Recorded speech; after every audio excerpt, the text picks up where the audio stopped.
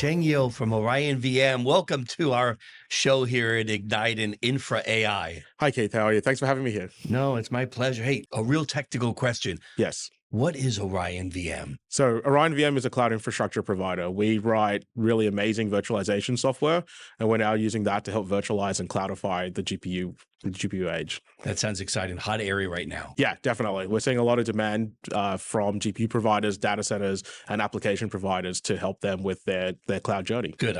Later on, I'll ask you about some GPUs that you can get me on the cheap. Yeah. Kidding aside, though, talk to me about how you differentiate yourself in a crowded, competitive market. Yeah, so I think there's obviously a lot of players in the cloud market today. The key thing that from Orion's background is that we've actually built our own cloud infrastructure virtualization software. When we started Orion 14 years ago, we looked at HPC, we looked at supercomputers to be able to find the best of breed technologies, and we actually added a lot of enterprise grade reliability to that.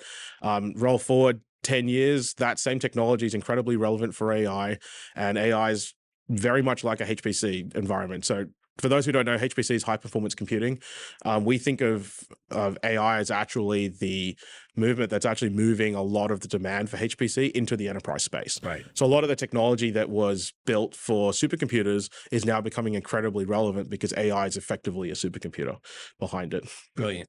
You use the word cloudify. Yes. Tell me, what do you mean by cloudify? That's interesting. It's a great question. So the way we think about the world today is that cloudification in our terms is basically helping companies move towards the cloud. And we've been talking about that for 10 to 15 years from an application perspective. But interestingly enough, with AI, there's been a whole surge of AI chip manufacturers, a whole surge of data centers that all want to be part of the AI race.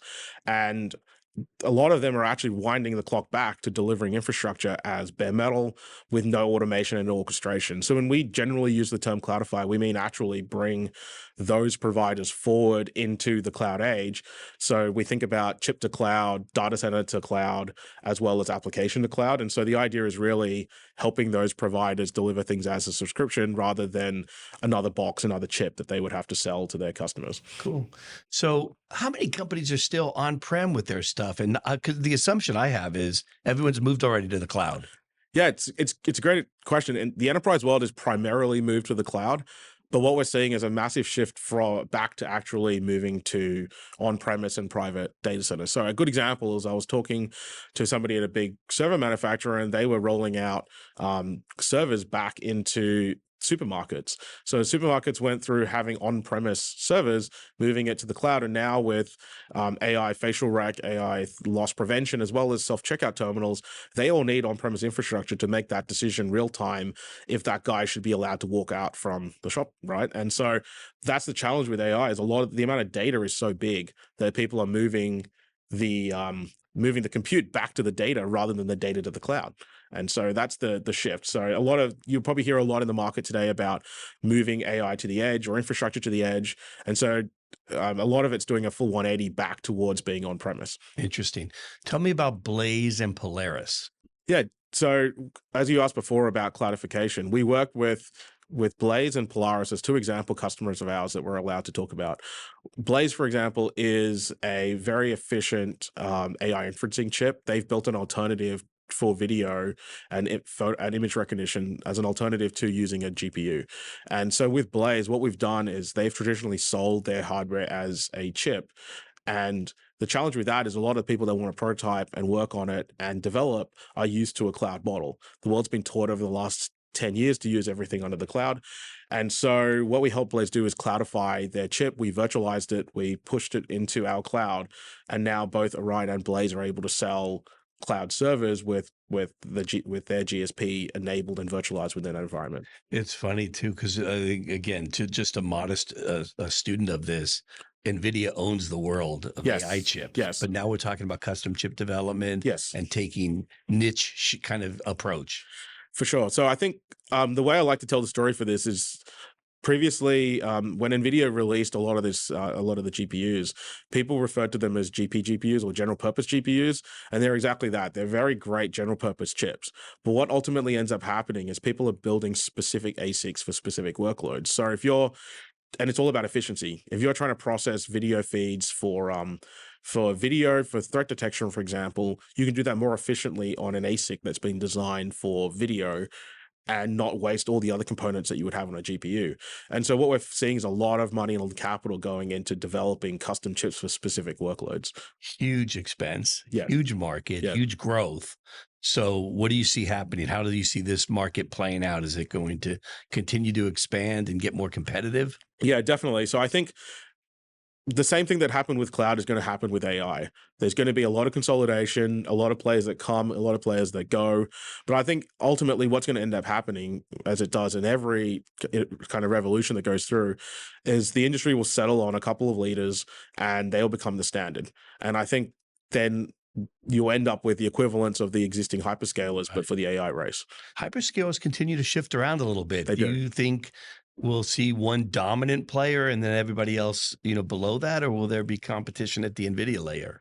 So it's an interesting it's an interesting question. Like a lot of the hyperscalers today, their role in AI is interesting. They've built an architecture primarily built for hosting applications, web applications, and a lot of new players in the space today that have built GPU farms are focused on the training element of AI. What we're seeing in the market and what a lot of people are talking to us about is basically this training that's happening is there's debates about how long that training is going to exist. Yeah. And at some point, the primary workload is going to move from fine tuning and training to inference. And that transition will happen as workloads actually start getting deployed into production. And the interesting thing is, does that then move back to the hyperscalers? Because what we're seeing a lot of people do is train on these alternative providers, but then go back to the hyperscaler to run the application because the hyperscaler's got the full web stack that you're used to. But the thing about AI, a lot of people forget that training is only a small element. Inferencing is only a small element. It all actually ties back into generally a web app or something else that you're trying to deliver, or an agent, and that typically lives in a usual hyperscale world. So. And you live in a crazy world now and it's getting crazier. Yes. How are you going to keep Orion on the right path of growth and stay away from all the risk out there? The great thing for us is really that we are trying to be the picks and shovels in the gold rush for AI. And so we're not picking any specific players and backing any specific players. At our level, which is the infrastructure behind AI, and funnily enough, we're at the AI Infra conference today. So at our level, everything is universal. And the great thing is that we can power 10 different AI applications and not take the risk on who's going to succeed. I think there's a lot of money going into specific agents, specific training of models, and those companies will struggle a lot more because they are going to struggle to work out who leads, who doesn't succeed and things. But the ones that do succeed obviously explode, right? They do very well. What do you think of a trend, GPU as a service? GPU as a service is providing GPUs for rental to allow customers to do training or inferencing for their workloads. What we've seen is a lot of the GPU as a service providers have actually come from the crypto space.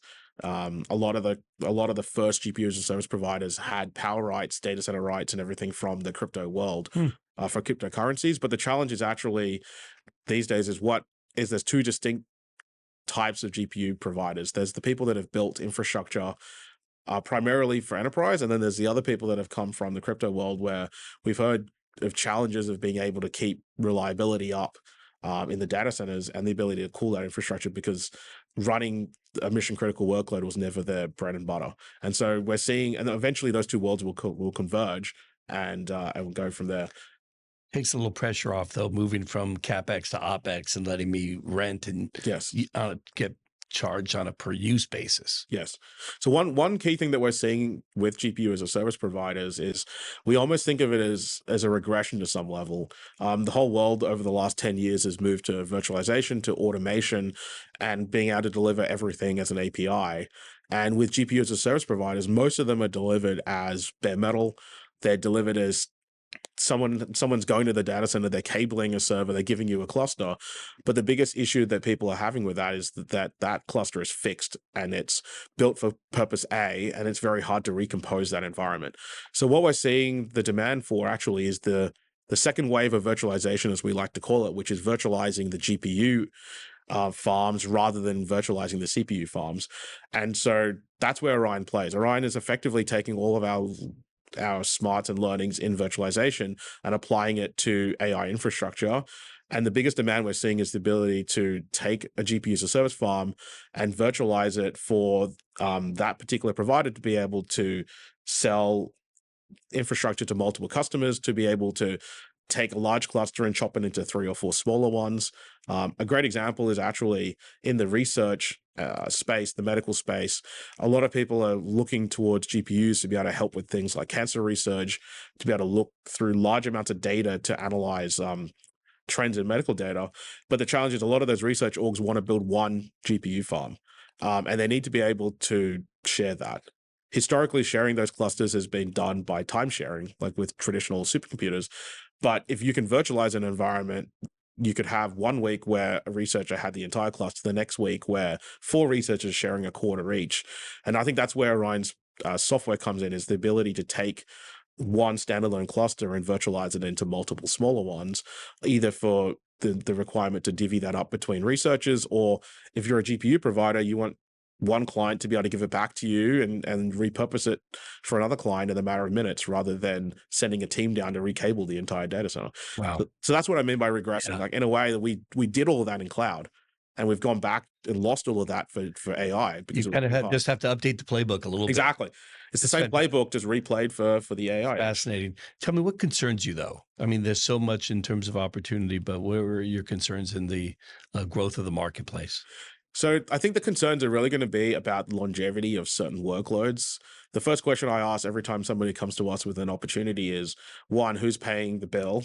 Good and question. How long are they going to be around for? Because the challenge is there's a lot of money going into rolling out this infrastructure. Mm-hmm. If you have a 5 megawatt, 10 megawatt, 100 megawatt data center built for one specific startup, what happens if that startup runs out of money? And I think when we talk to data centers, that's the question that's top of mind, is that concentration risk of the customer being a single customer is either amazing if they continue to scale, or not amazing. And I think for us, it's just making sure that, like I said, we're pretty agnostic in terms of who we work with. We're backing and underpinning many workloads.